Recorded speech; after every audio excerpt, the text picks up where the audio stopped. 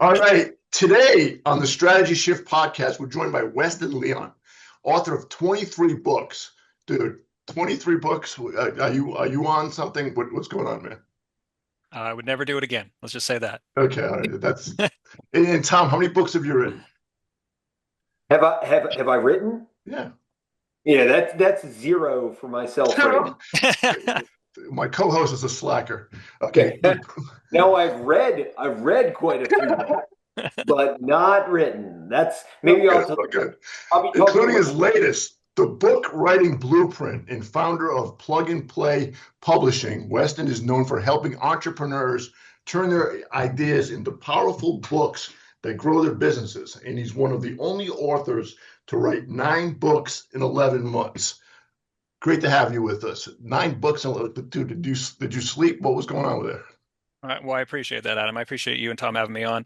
That's what I meant by would never do it again. I did write 9 books in 11 months. It was more therapy, more cathartic. I knew how to package a book. And so that's why I wrote so many. But the first book that year was actually to grow my business. The rest were just passion projects. So, like, help me understand this. Like, to write that many books, you must have a system that is spot on. Not only from like the execution piece, but like this, there's a lot of thought work that goes into this. And I feel like a lot of authors that I talk to they get really hung up in like having writer's block or like really coming up with the ideas or writing up off to a certain point and then hating it. How in the world did you do that? Yeah, well, actually, at first, that's a great question. First thing you have to understand is I'm not like an English kind of guy. My wife is the English major.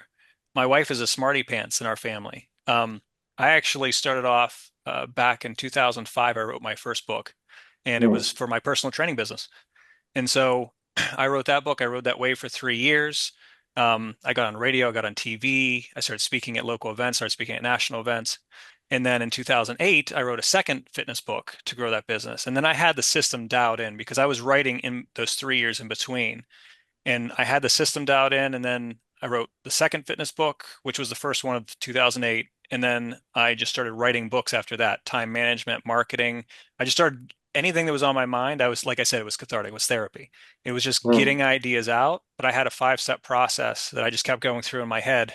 And since I knew how to package a book, like it wasn't meant to build a business, by the way. Like a lot of people get into this industry because like they are English majors and they like writing or anything like that. I wasn't like that. mm, I was someone who was broke and struggling and needed to write a book to grow a business. And mm. and I just fell into it and I started enjoying writing, but I didn't consider myself a writer until after books like 5 or 6. Like So seriously. the original That's objective for the book was something like that a top of the funnel demand gen. 100%. Yeah. y- I started my first business when I was 20, and that business was based on cold calling and prospecting, which literally gave me panic attacks. And the only reason I stuck with it for the 3 years that I did was because my son was young and mm, I needed money. And so I stuck it out, even though like I honestly I spent most afternoons crying like on my bed because like I was just being verbally assaulted by these CEOs and gatekeepers. mm, And I transitioned into a personal training business because I had enough. I had to do something. And so I mm, went into personal training, and that's when a mentor of mine handed me a book.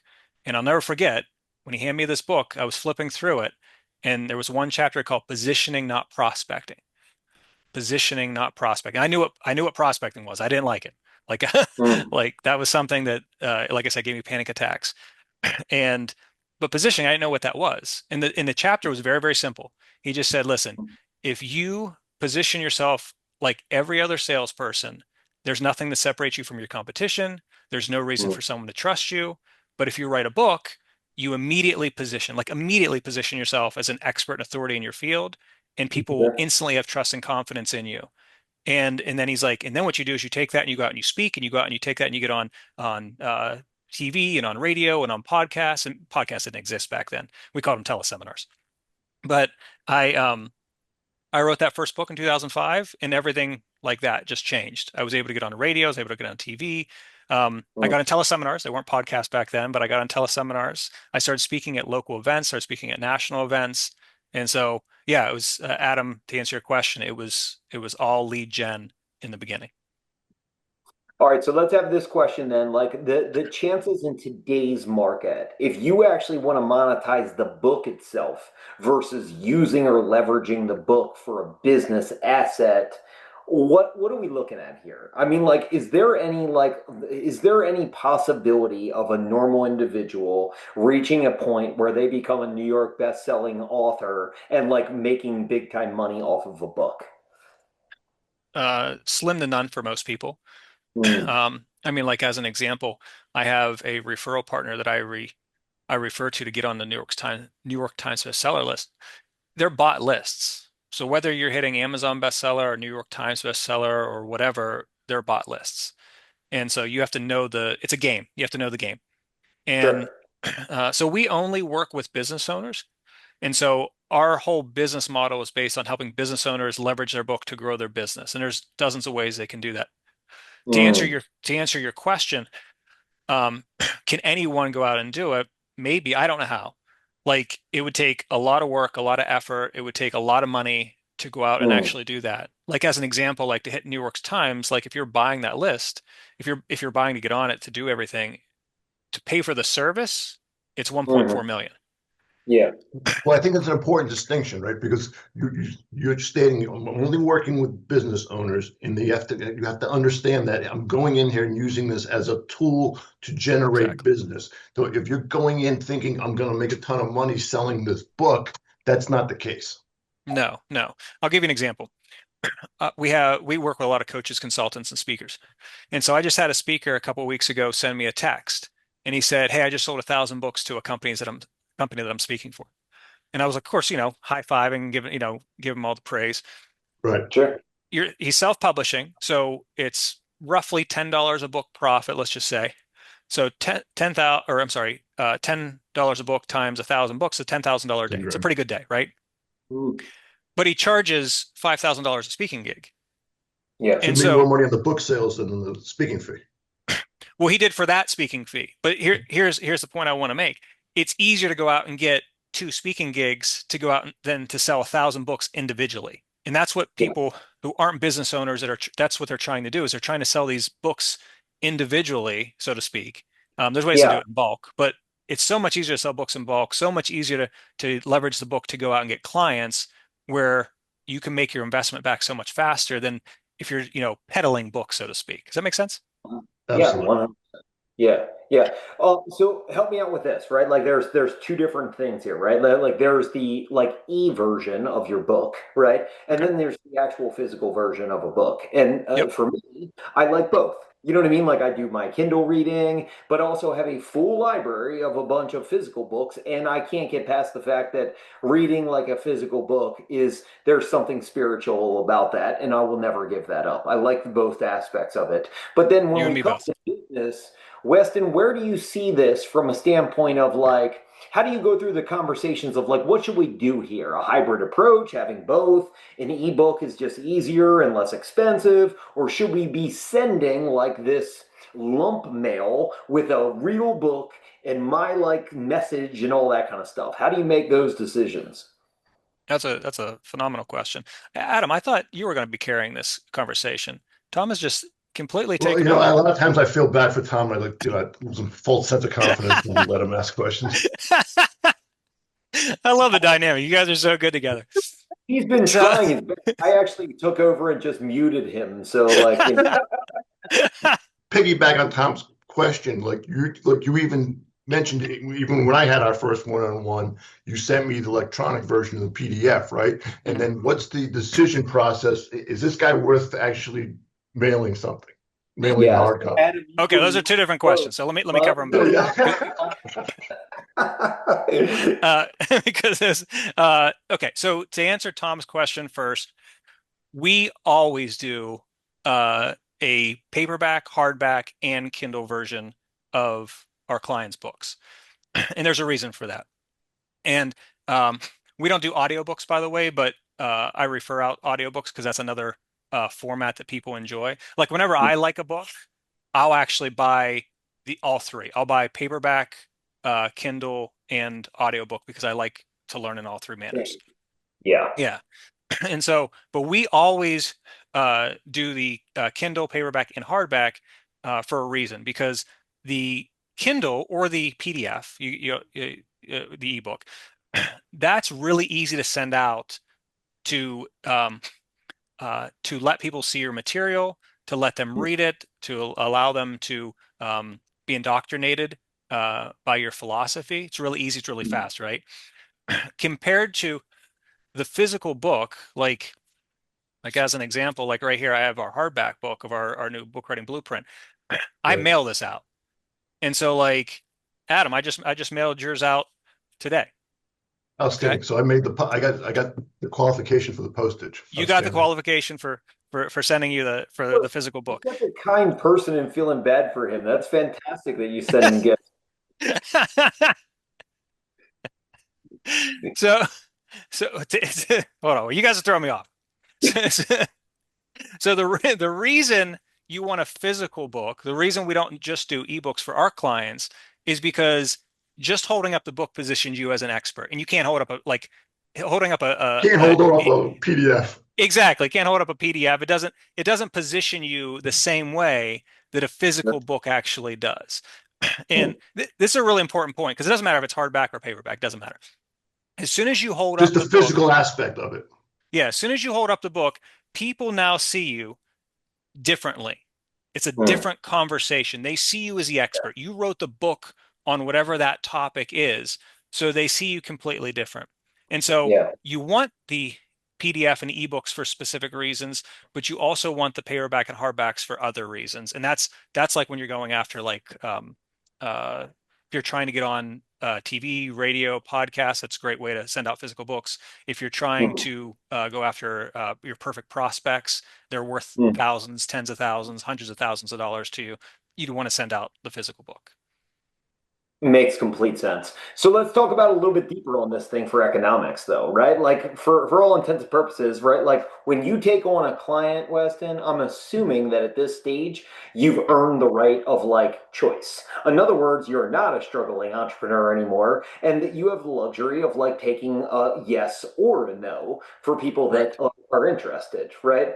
When you Correct. say yes, it's got to make economic sense in that when you do good work for this client, it comes back in like more work for you, mainly in referrals and everything else, right? Yeah. But the economics have to make sense. Are there certain businesses or certain business models that play better in the authorship space versus some business models you can write a book, but I don't know what it's going to do for you? Does that make Yeah. sense? Yeah. It makes complete sense. And so we work primarily with coaches, consultants, and speakers. Mm, We also work with service-based companies. I've worked with product-based companies a handful of times, but they're not our bread and butter. And the reason is because they have a smaller uh, dollar per sale. mm, And so, like, if you're selling something and you're charging $1,000, 5,000, 10,000, it's really a no-brainer to write and publish a book because you're sure, going to make your money back so fast. As long as you're leveraging it. I just want to put that out there because sure. a lot of people always ask me like, these aren't claims. Like they're always like, oh, like some of your best clients have done X, Y, and Z, but those aren't typical because most people don't do anything. Even after we help them, most people don't do anything with their book. You have to leverage the book. There are three Right. phases. There's writing, publishing, and profiting. We help in all three of those phases, but you got to write Mm, it first. It's got to be good, right? So actually, that's a really good point I want to make real quick. Side note. When you hold up a book, it doesn't matter if the book is good. As soon as you hold it up, you're the expert. The problem mm. is if it's not good and they read it, then you immediately tear down your credibility. Okay, let me ask you this, Weston. Obviously, Sure. you're running a business, you're publishing businesses, and people will come to you and say, "Okay, I have this great idea for the book." You interview the guy, and you say, or woman, and you say, "You know what?" And you're thinking to yourself, "This is garbage, right? Yeah. This book is going to be terrible. They should not do this." Yeah. What's the role play there? The role play is I tell them. So Okay. I, I, I, I mean, I believe I've been in business for 26 years. I believe in complete transparency. Okay. Mm, Like when I bring on a client, it's a partnership. It's not, hey, go out and do this. It's, hey, here's what has worked. Here's what I suggest. What do you want to do with this? And they can go one of two directions, right? They can either take my advice, which some clients do, and some clients Mm, don't. And that's mm, that. I mean, we all have our opinions. And so I'm just shortcutting their success by showing them what has worked in the past. mm. But it's not a guarantee, right? It's, marketing is really just getting in front of enough people. So it's throwing enough, you got to throw enough stuff against the wall and see what sticks. It's just that I've been around so long that I know some of the things that work better than others. Does that make sense? Well, 50% of what you do will work, but you just don't know what 50%. I have a vague idea what typically works. It just matters how hard they work But at it. 50%, you have a vague idea. Yeah. That's a good point. Real Yeah. quick, you mentioned Adam, that how's that conversation go? I'll tell you a real Yeah. quick story. I was working with a chiropractor. This was, I don't know, 5, 6 years ago. He came to me with a book already written. He gave it to us. We reviewed that book for him, and I came back and I said I would not publish this. And the look on his face was shock. Like he was like, "What do you mean you wouldn't publish this?" You call this baby ugly. Exactly, and you got to be careful with that, right? Because You're it not, is when you. you're not even a real doctor. I love chiropractors. We'll just go on record and say that. Me too. They have saved my life multiple times over. Yes. Yeah, I got a chiro appointment right after this, right after our call today. So but I told him, I said, listen, I said, you are a great doctor, but this isn't a well-written book. I would Mm, suggest us actually helping you revise this book. And I'll never forget, I'll fast forward. We were working, I can't remember what chapter it was, but he had this chapter. It was 17 pages long in his Word document. And mm. which, by the way, is roughly doubles whenever you take it to a paperback book if you're going the traditional 6x9 size. So it's like 34 pages in a Yeah. like if you're in a 6x9 book, which is a long chapter, right? I helped him when we revised it. I cut it down to 3 pages. And I mean, I don't know how much I can swear on this, but he almost shit himself. Like Yeah. he was like, I can't believe you took it. I said he was mad. Like he was livid that I cut down his work from 17 pages down to 3. And I said, don't judge it, just read it. See what you think. And that was the last conversation we ever had about revising his work. He read the 3 pages and he goes, "Yeah, that's a lot better." And so 100%. Yeah, now for like, and that's a fantastic story, and I think probably so many people need those that services, and like really like a third party professional perspective if you're coming in with any type of work prepared in the first place. Because I think, yeah, right, Weston, like most people love their baby, and so like their perspective of whatever they bring to the table really, whether you decide to go with, like, let's say your company, another company, or even just having other professionals look it over, sure. almost nobody that like we're aware of can write alone without having other people involved and put out a good product. Is that safe to say? I would say that, yeah, I would say that's safe to say. You always want, again, whether it's a company like mine, someone else, or just your peers, it's always good to have other eyes on the book. Now, we're not talking like editing. We're just talking about what I call clarity and flow. Hmm. Does it flow? Does it make sense? Is it reaching the goal? Is it like when I say well written doesn't need to be like something fancy. It needs to be clear. Clear Hmm. over clever wins every day of the week. I like that. Yeah. I mean, Adam, you and I actually just had this conversation even the other day, and we've had multiple conversations where, like, with what you're really good at and what I'm really good at, the funny part is we get together quite frequently and Hmm. need each other's feedback and perspective because we can't even do what we're great at for ourselves. We need each other to like actually give feedback on it and go like, what you're doing here is terrible. You know what I mean? Like, Yes. I think we had that conversation yesterday. yes, we just had this conversation. Yeah. So anyway, in your world, Weston, I can't imagine how many times you get a chance to look at people's work and provide really solid feedback on going, if you want to put out an excellent product and really want to position yourself properly, this is my recommendation after doing it for years and years and years. Right. Yeah. Well, it's also super powerful just to have an objective viewpoint, somebody looking at it and saying, what was your intended message and did that resonate? Yeah. 100%. In I'm the same way. Like whenever I put out like this book right here, like I've Mm, written, you already know this. I've written 9 books in 11 months. I've done that before. I've written 23 books total. This book took me the longest because I actually I know so much about the book writing and publishing process. This book started off as a 300-page book in a Word document, which turns into a 600-page book if I was going to put it into a Paperback. paperback book. My wife looked at me like she goes, "You're insane. No one's ever going to read it." And I said, "I know. I I literally tell people when we're working with them, the sweet spot is in their final paperback book between 130 and 200 pages because mm, that's a nice good size where it's solid, but people will read it. It's not like War and Peace or it's not like The Count of Monte Cristo. mm. Like my wife, that's like her favorite book. It's 1,500 pages. I'm a reader and I won't touch that book. Right. So you need something that is like good but not overwhelming.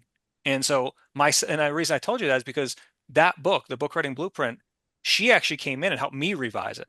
So even someone who's written 20, I wrote 22 books before this one, even someone Mm. who's written 22 books, I needed that extra set of eyes. And Hmm. so she can come in and help me clean it up. Makes total sense. One quick question here, and then Adam, you want to like get into like wrap up here. Yeah, Um, absolutely. Here's the question that I have. In the space that you occupy, right, which is a Mhm. lot of consultants, people that have a high ticket offer and providing a lot of like intelligence IP, right, like concepts, Mhm. experience is what you're really shooting for. But a lot of that avenue already speak and have a book. So if somebody comes to you, how do you differentiate yourself, or what approach do you take on saying, how do I once again create differentiation or distinguishing factor of other consultants in my space that already speak and have a book? Yeah, you can do that in several different ways. I think the biggest thing to keep in mind is that you don't want to emulate someone else. You don't want Mm, to clone what someone else is doing. Yeah, there's nothing new in this world. Like even AI right now, there are tons and tons of experts on AI. All you have to focus on is giving value. And you give value to somebody by answering their questions, solving their problems, and moving them from where they are to where they want to go. That's it. It's all you have to do. And what makes every book different, it's not the topic. I'll give you an example. So when I wrote my first book back in 2005 on fitness, I'll ask mm. you guys, do you think there were other books out there on losing weight and getting in shape? Probably one or Pew. two. One or two, right? Yeah. Yeah, there are thousands, maybe even tens of thousands of books on losing weight and getting in shape. It didn't Mm, stop me from writing a book. It didn't stop people from wanting my book. It didn't stop me from leveraging that book. What made that mm, book unique was my story.